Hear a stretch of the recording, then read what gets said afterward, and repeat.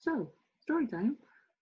July 2nd, 2010, my parents and I went to the Lakeshore 4th of July Festival at the Lakeshore Apartments complex area. There was a big park near there in Ypsilanti, and we saw things like a small town circus, a Star Family Circus. I wonder if they're still performing. I don't know.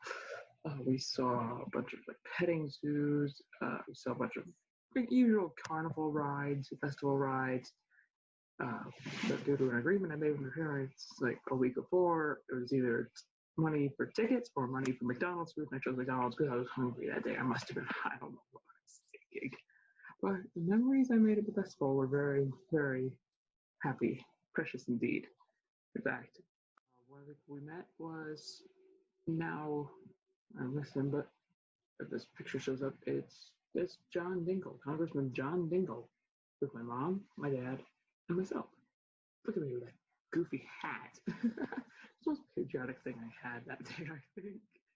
But also that day, after we took our picture with John Dingell and he went off in his golf cart, pardon me, we saw there was a stage under a tent in front of a bigger tent.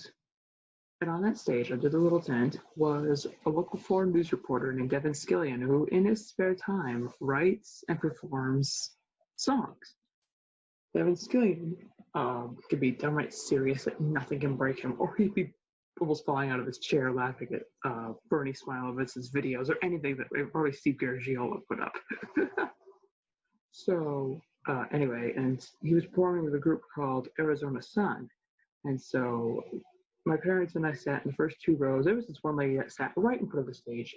There was like a big space between the audience and the band, probably to let people dance in, which I thought was pretty cool, but I didn't do dancing a lot of the time.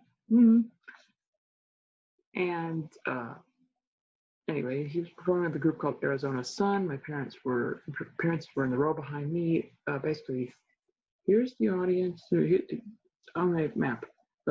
Here's the stage. Here's the nutcase that sat way up here. Here is me, and here are my dad and mom. And in that order.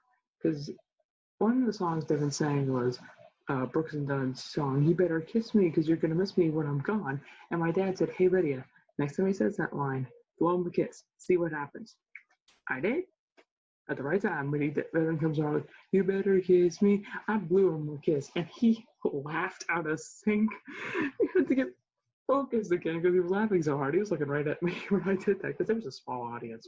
Why not? And I was 12 years old. It was completely harmless. Now if I did it now, I'd get in trouble. And then at the end of the song, he blew a kiss right back to me. Amazing! I freaked out a little bit, or 12-year-old me, which is a 12-year-old could freak out about that. And we met after the program. It was extremely sweet. We corresponded on Twitter sometimes. It's awesome. Wish the picture could clear up a little better, but there it is. There's Devin, and there's me. Look at us.